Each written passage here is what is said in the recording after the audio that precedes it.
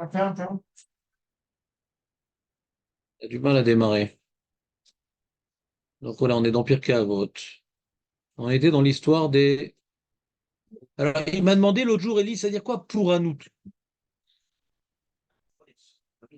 Pour Anout. C'est quoi pour Anout? C'est-à-dire quoi pour Anout? On va faire un peu d'Ulpan, Raïm. Ah, c'est vrai. Pour Anout. On l'a expliqué ce mot-là. Disons que Raïm, la différence entre avant et maintenant, c'est que avant, tu te rendais compte que tu oubliais tout. Oui. Et là, tu vas rentrer dans un grand phénomène joyeux, tu vas voir que tu n'es pas le seul. Ah, ça me rassure. Voilà. Ne crois pas que tu vas progresser, mais tu auras meilleure conscience. Bon, Ouais. ça va. Je suis pas seul alors. Pour Anout, Pour calamité, calamité. calamité. Calamité. Mais ça vient de quel mot en ivrite? Parce que j'ai pas aimé ton sourire narquois dans la réponse. Ça vient de quel mot? Hein? Toi, t'as un livre traduit? Nous. Marco, toi qui aimes bien l'étymologie. Peut-être proie, proie. Tu es ma proie. Ah, non, pas ça. Ah oui, c'est lui, ouais. Froid, un peu, ouais. Ah, c'est quoi l'ifroa? Froid, quelque chose désordonné, ouais. Ça va en retard, au moins donne de bonnes réponses. Comment? Si Marco répond pas, qui c'est qui peut aider? Il n'y a plus personne, c'est fini. Ouais, ouais, il est pas. Non, Aurélie, il est fort, mais il le sait pas. Ouais. Pour Anout, ça vient de quel mot? C'est quoi le shoresh? Déjà, Aurel, c'est dire quoi pour Anout? Pourquoi tu me regardes pas dans les yeux? Ranat? Ranat? Ranat? Non, c'est pas le Shoresh? Le Shoresh? Ranat, je connaissais pas Non. ce mot, mais Je sais pas qui m'a fait le faire, mais Non. non, c'est pas un jeu. Ouais. J'ai pas gagné? Fallait appuyer sur le bumper préalablement. Bon, Aurel, pour Anout, nous. Calamité. D'accord. C'est quoi le shoresh? Voilà. C'est quoi Peresh Aïn? Il y a fait. Il y a fait, Aurel. Peresh Aïn. Maintenant, c'est à Marco. On passe la main. Peresh Aïn. Il y a, c'est remboursé quelque chose. Remboursé. Il y a fait, mais oh. Ouais. Remboursé. Ani lové. Ani lové. Annulé. Lové, c'est j'en prenne de l'argent. Quand j'ai de l'argent, Ani porea. C'est payer sa dette. Donc, des pour Anout. Il n'y a pas marqué, comment dirais-je ici, Issourine, des souffrances.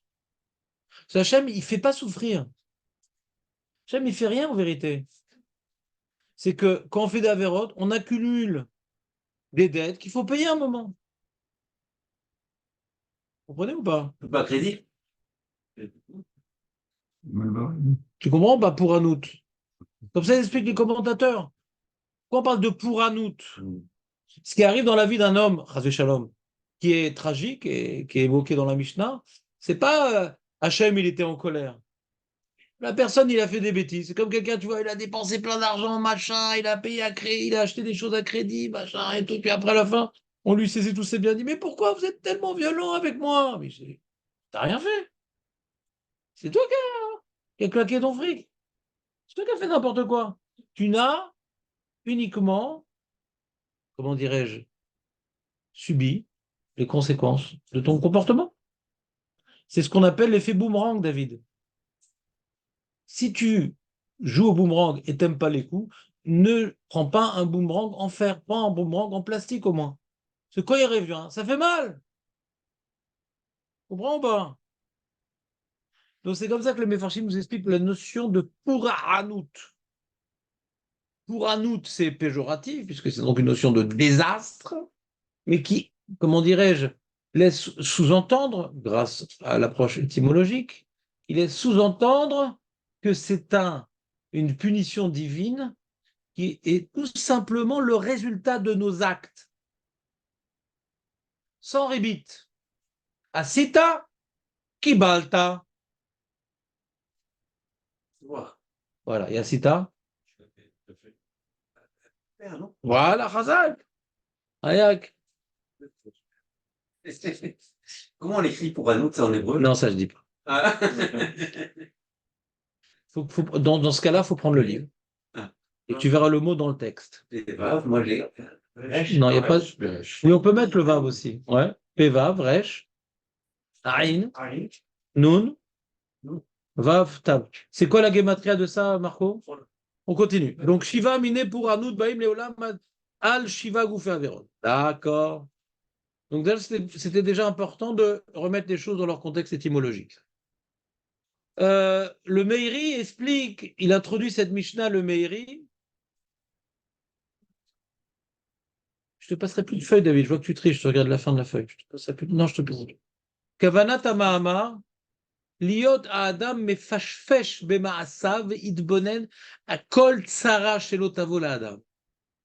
Quand on nous dit, voilà, cet Avera, ça entraîne cette punition, cet Avera, ça entraîne cette punition, le mérite tout simplement.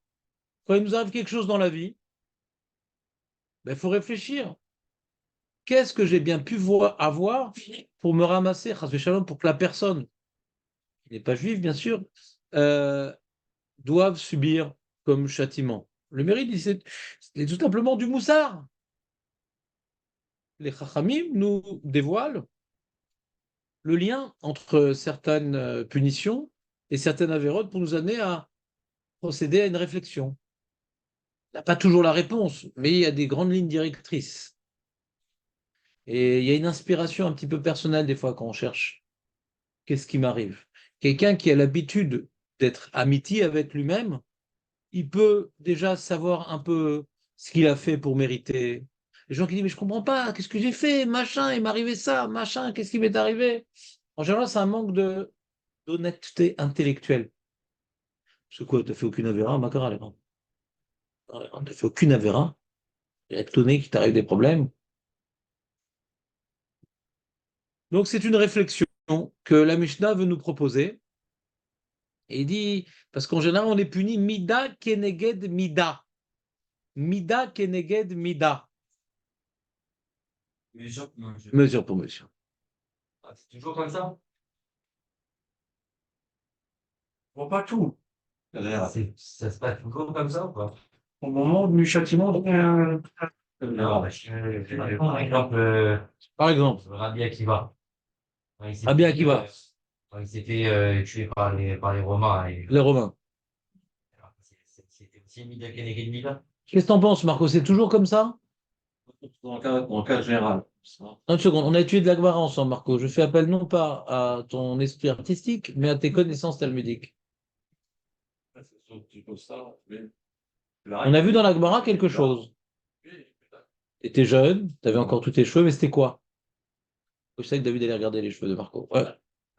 Le tzaddik. Ne sois pas jaloux, il te donnera l'adresse en Turquie. Le tzaddik, pourquoi il souffre et C'est bon, le tzaddik, pourquoi il souffre et le Oui, Marco? Léon, là. Oui, mais il y a un mot-clé. Il y a une souga qu'on a fait dans Brachot avec un mot-clé. Ah, merci. mérite, là. David, j'écoute parce que il me lâche un mot là. Moshe par rapport de moi qui Moshe. Un mot-clé, une souga dans Brachot, où on voit que c'est pas forcément ce qui nous arrive. Ah, parce que Hachem, C'est pas forcément ce qui nous arrive, pas ce qui nous arrive, parce qu'ils arrivent à certaines personnes qui ont des souffrances, à une punition de ce qu'il a fait précisément. Hein? Chas v'shalom, jamais. Qu'est-ce qu'il a dit? Jamais! Oui, c'est pas Lumir, Je sais pas, demande-leur. Lumir qui est pas Et je te demande un mot-clé, je te demande pas maintenant de me donner tes origines ancestrales en Tunisie. clé Hamim. Bon, Sourim d'accord. Be'ava. Ah, Jonathan. Qu'est-ce que t'es bon quand t'es pas sur place, Jonathan, c'est trop fort. C'est ma présence qui te déconcentre. Ouais, Je l'ai dit, grave, mais pas assez fort. t'es ému quand je suis là. Quand t'es pas là, t'es toi-même. C'est magnifique. Isurim Shela Hava. D'amour. Voilà, tu l'as dit cette phrase-là? Oui, oui. Purée, c'est Je incroyable. n'entendais pas. Et contagieux ton acouphène. Ah, mais j'étais là quand on a fait J'étais déjà là. J'étais là. Donc ça s'appelle Isurim Shel Ahava. Propre expulsion, Hachem nous aime. Isurim shel Ahava. Isurim, ça veut dire des souffrances. Isurim, c'est des souffrances. Que Hachem, il envoie par amour. Et sur ça, on a vu un certain nombre d'explications, mais les deux grands commentateurs de cette Suga-là, qui s'opposent violemment, c'est Rashi et Ramban. Marco, on continue avec toi, qu'on en finisse. Au chalumeau, ouais. Isurim shel Ahava. Rashi, il dit, Il dit que la souffrance, c'est pour acquérir une récompense plus forte. t'as vu? Il avait l'air tellement nul, mais qu'est-ce qu'il est bon? Incroyable. Il dit Isurim shel Ahava, c'est Rashi, c'est pour augmenter la récompense dans l'Olam Haba. Et sur ça, le Rambam, il dit, mais c'est quoi Hachem? Il a besoin de nous faire souffrir? Donc il y a toute une réflexion compliquée. Comment Rachid a pu dire un truc pareil? Il y a toute une liste de tentatives d'expliquer Rachid. Mais l'explication, on va dire, plus reconnue, c'est celle du Ramban et du Maharal qui est assez proche. C'est que non, c'est que normalement, on ne devrait pas être puni pour une faute béchogeg. Ah non, c'est dommage, c'était bon en ligne. Tu restes en ligne. Voilà. Normalement, on ne devrait pas être puni pour une faute béchogeg. Ou quelqu'un qui n'est pas un Talmid Chacham. Parce que c'est quelqu'un qui est un Talmid Chacham, son shogeg est comparable à un Mézid. Parce qu'il savait, il a oublié. Pourquoi t'as pas révisé? Pourquoi t'as pas révisé? Et pour quelqu'un qui n'est pas un Talmid Chacham, on peut faire plus de tolérance, preuve de tolérance avec lui. Alors, shogeg, alors, pourquoi il souffre tellement parce qu'il a fait béchogeg? Et donc Hachem, des fois, pour quelqu'un qui veut la shlemout en vérité. Psaume Shelava, c'est pour obtenir une shlemout, c'est-à-dire, c'est pas pour avoir plus de salaire, comme il dit Rashi. C'est pour être plus propre dans l'amaba. Le shogeg, c'est quand même une faute. La preuve, on apporte un korban. Donc il y a besoin quand même d'une kapara. Mais des fois, c'est démesurer la punition avec la faute. Mais il y a une faute à l'origine. Et comme la personne, elle est assez parfaite, parce qu'elle n'a pas de faute bémézide, donc elle se rapproche d'une certaine dimension de perfection. Alors, même quand il a fait shogeg, il va être puni violemment pour l'amener à être parfait. C'est comme tu vois, il y a deux femmes côte à côte. Ouais. Une qui a un très très gros nez, des grosses oreilles, et qu'elle a très bonne midote, 130 kilos, sans les chaussures. D'accord? Et l'autre, exactement l'inverse. D'accord? Et l'autre qui est très jolie, très svelte, et très machin, etc. Ouais. Alors elle va faire une chirurgie esthétique pour améliorer, je sais pas, son machin, son truc, etc. L'autre elle dit mais la baleine qui est à côté elle dit mais pourquoi je fais ça? Je veux la perfection. Vous comprenez cette notion? L'exemple que je viens de donner? Quelqu'un qui veut maintenant la proximité avec Akadosh Baruch Hu, il dit moi toi tu fais Shabbat, tu manges kasher, tu t'étudies la Torah, tu trucs, machin, tu fais attention à ci, etc. Pourquoi Hachem il te pousse encore? Que je veux pas juste à la cantine du Olam Haba. Ouais? Arrête, c'est éternel, la dimension dans laquelle nous nous retrouverons là-haut. On ne pourra plus bouger. Ouais? On dit qu'on fait des mitzvot pour les parents, etc. C'est moindre. C'est moindre ce qu'on peut les faire avancer. C'est un petit peu, c'est moindre. L'essentiel, c'est ce que nous faisons. Rabbi Meir, l'histoire, arrête de faire. Je suis monté très haut. El Malasot, je te dis juste la vérité. El Malasot. D'accord. Il y a marqué que les morts, ouais, comment dirais-je, les morts, comment dirais-je, on dit que les Réchaïm, ils sont comparés à des morts, parce que de manière que les morts, ils peuvent pas augmenter de mitzvot, eux, ils font pas de mitzvot. Donc, on voit dans la Gemara clairement qu'un mort, il peut pas augmenter de mitzvot. Mais, comme c'est l'enfant, et qu'il a été élevé par les parents, alors l'enfant, des fois, il peut quelque part matérialiser, dévoiler un potentiel que le père ou la mère n'a pas pu réaliser à cause du contexte, mais sa volonté existait, et l'enfant, il a continué le travail que... Par exemple, des fois, les parents, ils ont grandi à une époque où il n'y a pas trop les yeshivot, pas trop les Torah, etc., etc. Et c'est pas qu'ils étaient contre, c'est qu'ils ont pas. Et les enfants, quand ils étudient, on leur donne le srout, parce que, vu leur bon cœur et leur bonne volonté, s'ils avaient grandi dans le même contexte, ils auraient étudié. Mais ils n'ont pas étudié. Ils n'ont pas étudié. Et comme c'est les enfants, donc ils émanent d'une certaine éducation. Donc, quelque part, c'est grâce à l'éducation qu'ils ont reçue, qu'ils ont fait ces mitzvot. Donc, c'est pour ça qu'on dit que Bara, Kara, Deraba, le fils, il est comme les jambes du père, continue à avancer grâce au fils. Pourquoi? Parce que si par exemple le père, il a étudié la Torah et puis il s'est opposé à la Torah et il ne voulait pas qu'on donne de l'argent à la tzedaka, etc., etc. Et que le fils, il fait tchouva. Même si le fils, il fait des choses de nishmat, ça ne marchera pas. Parce que le père ne veut pas. Mais si le père voulait, mais il n'a pas pu, pour manque d'intelligence, pour manque d'occasion, pour manque d'époque, pour le contexte, etc., on peut matérialiser ce qu'il n'a pas pu réaliser concrètement. Si on donne de l'argent de quelqu'un qui est disparu et qui s'opposait à la tzedaka, ça ne lui fait pas un srout. Ça rapporte le Rida. Ça ne rapporte pas un srout. Pourquoi ça ne rapporte pas de srout? Parce qu'il s'opposait. Il s'opposait. Et s'il ne s'opposait pas, mais il n'a pas pu le faire. Alors on peut, c'est pour ça qu'on dit toujours, il faut continuer le chemin. Il a montré une voie, on continue la voie. Et des fois, dans la voie qu'il a montrée, il n'a pas pu faire énormément de choses. Il a commencé tardivement, il était limité par certains contextes. C'est la même idée la même idée qu'on a dit, David, au nom du Abravanel, pour Triatametim. Toi, tu crois dans Triatametim, David? Tu crois ou pas? Tous les matins. Et pourquoi besoin de Triatametim? C'est à quoi Triatametim? Le Icar, c'est Olam Haba. Pourquoi on a besoin de revenir sur Terre? Machir va venir, va mettre un peu d'ordre, ouais. Et après, il y aura Triatametim, et puis après, il y aura Olam Haba. Et plus du Olam Hazé. Pourquoi besoin de revenir sur Terre? Le tzaddik, il a besoin de Olam Haba, qui s'en fout de Triatametim. Qu'est-ce qu'on a besoin de Triatametim, Marco? Pourquoi c'est tellement important? Ceux qui ne croient pas dans Triatametim, la picorose, pourquoi c'est tellement important? Il est mort le tzaddik, il est au Gan Eden. Voilà, on arrive Mashiach, on finit tout ce qu'il faut faire après Olam Haba. Le tzaddik est rentré au Olam Haba. Pourquoi besoin de redescendre et revivre? Mais Gilles, la question ou... Ouais, il y a plusieurs réponses par rapport C'est à pas ça. clair la question?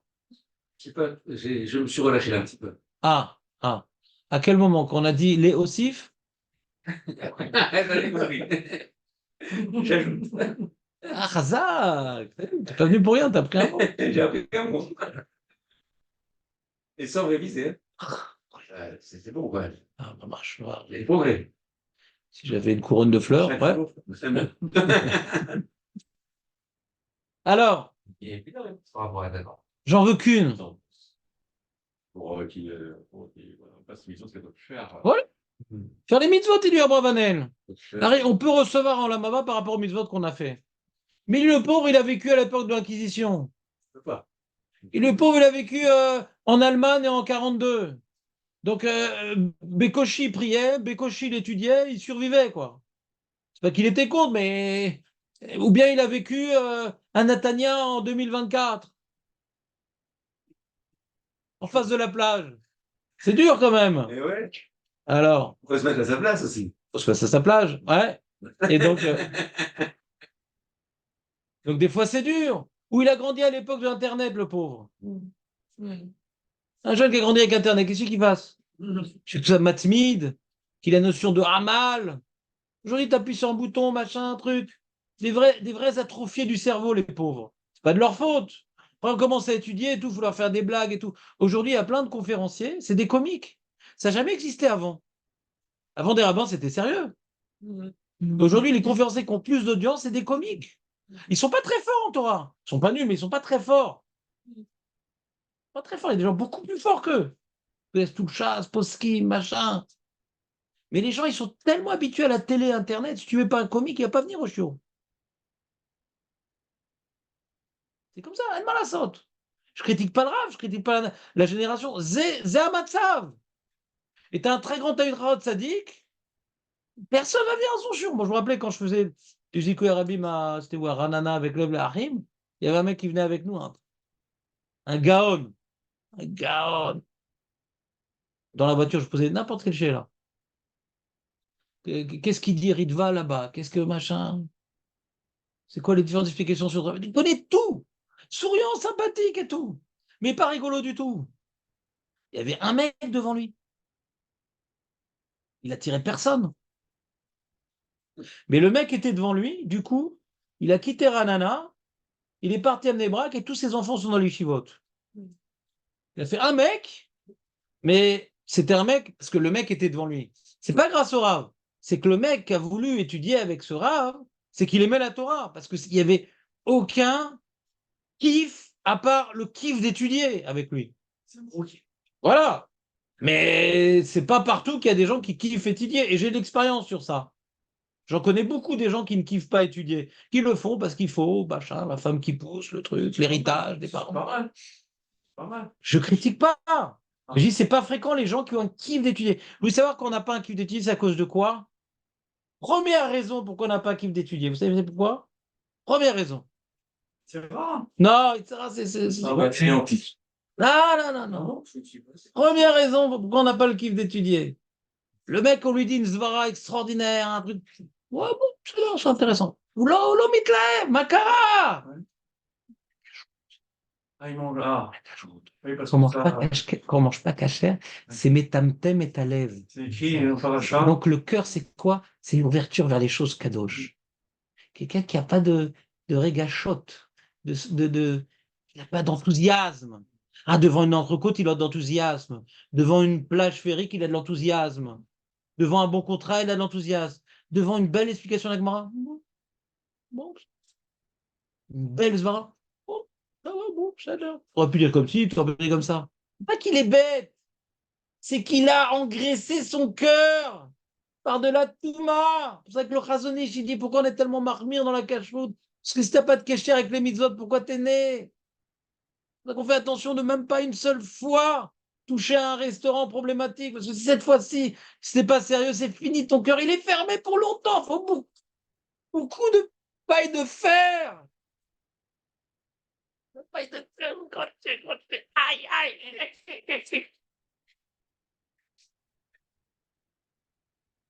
Aimez l'image de la paille de fer. Allez, on. Alors très bien, papier de verre. Aïe, aïe, aïe. Non. C'est mal. Quel numéro? Quel Papier de numéro? verre. Numéro. Calimère. Petit grain, gros grain. Gros grain.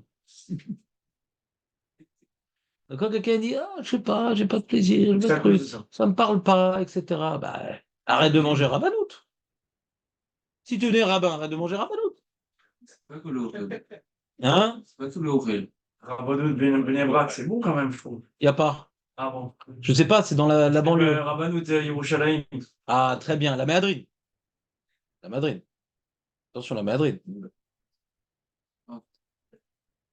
C'est mieux que Que le conseil. c'est pas, non? Ouais.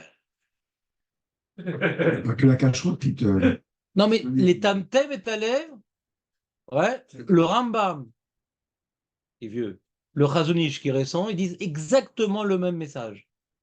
T'as pas d'Avat Torah, Avat Mitvot, c'est un problème de Tim Toumalev à cause des Macholat Asorot. Ah, ça peut aussi d'avoir les yeux qu'on abîme, de toutes les choses qui sont de Touma. D'accord? Il y a Toumat Ochlim, Toumat Marchavot, etc. Ouais. Donc, Valbeikar la cache-route. Donc, c'est pas une Avera comme une autre. Ah, j'écoute du Lachonara, alors ça, qu'est-ce que ça change, cette Avera ou cette Avera? Non, mais c'est deux Averot sur lesquelles, Chas Shalom, la personne risque d'être peut-être punie. Mais en tout cas, les conséquences dans la Vodat Hashem de la cache-route, elles sont gravissimes. Gravissimes. C'est pour ça que des fois, tu as un mariage, machin et tout. Je sais pas exactement c'est quoi la cache-route, il y a un buffet. Vérifie. Vérifie. Comment tu vérifies? Ben, il y a un mashgiach, tu lui parles. Tu lui parles. Voilà, moi je suis macpie de manger que mes adrines, etc. Est-ce que le Yerek est les gouchkatifs? Est-ce que c'est des goïms qui mettent sur le feu ou c'est des juifs? Ça nous les sfaradim. Même quand le juif il allume le feu. Ça ne suffit pas d'allumer le feu pour les juifs, c'est une marque entre pour les sfaradim. Pour les ashkenazim, ils sont posés comme le Mordechai, mais nous on est posés comme le Ran, ma Ran fourrache. Si maintenant le feu était allumé et que le goy met après, pour le pain ça marche. Pour les sfaradim. Que pour le pain. Mais pas pour la viande. Que pour le pain. Le Mordechai dit ouais, même pour le reste. Le Ran dit non, que pour le pain. C'est ça la marloquette entre le Mordechai et le Ran. Donc comme maintenant tu vas dans des hôtels, C'est comme mon ami Moshe Berebi, il a été embauché en Roumanie pour faire des gâteaux à Pessah. Et alors, j'ai dit comment c'était. Alors, c'est genre une bonne cacherie. Il m'a dit, moi, dans les cuisines, faut faire gaffe, les mecs qui mettent sur le feu et tout. Ouais, c'est très, très compliqué. Very, very difficult. Ah ben, ça, il était caché, hein. Ouais, même les crevettes sont cachères en Israël. Non, c'est écrit en Torah, pas en hébreu. J'ai acheté une boîte de conserve, c'était écrit en Torah. Ouais. Vadaï, vadaï, même les crevettes sont cachères en Israël. C'est pas terre sainte. Mais donc si maintenant on dit ouais, je sais pas, la tfila, ça me parle pas, le limoud, ça me parle pas, etc. Bah, vérifie tes chéri, mon ami. Ça va tout changer à ta vie. Tout changer à ta vie. Les yeux vont s'ouvrir dans la tfila, dans le limoud. Ah, là, extraordinaire. Il y a même marqué aussi un autre truc dans les poskim. Il a demandé à un rave, mais rave, je sais pas, j'ai mis mes enfants, ils chibotent, machin, un truc et tout. Lo lomdim, lo ze, lo kloum, lo machin. Ah, il dit, qu'est-ce que tu fais dans la vie, machin. Il s'est avéré que ses affaires n'étaient pas très nettes. Ses affaires n'étaient pas très nettes. C'était pas quelqu'un de très honnête. Et il a marqué, donc quand tu achètes avec cet argent-là de la nourriture, donc rentre dans la bouche de tes enfants, de l'argent sale, ça salit leur neshama. Ça salit leur neshama. C'est pour ça qu'on est très très marmire sur la nourriture. Parce que c'est un contact avec la neshama. Vous comprenez ou pas? Oui. Voilà, il sourit une chave. Hein.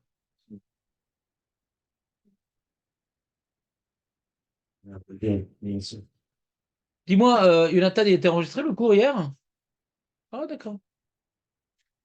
Alors, c'est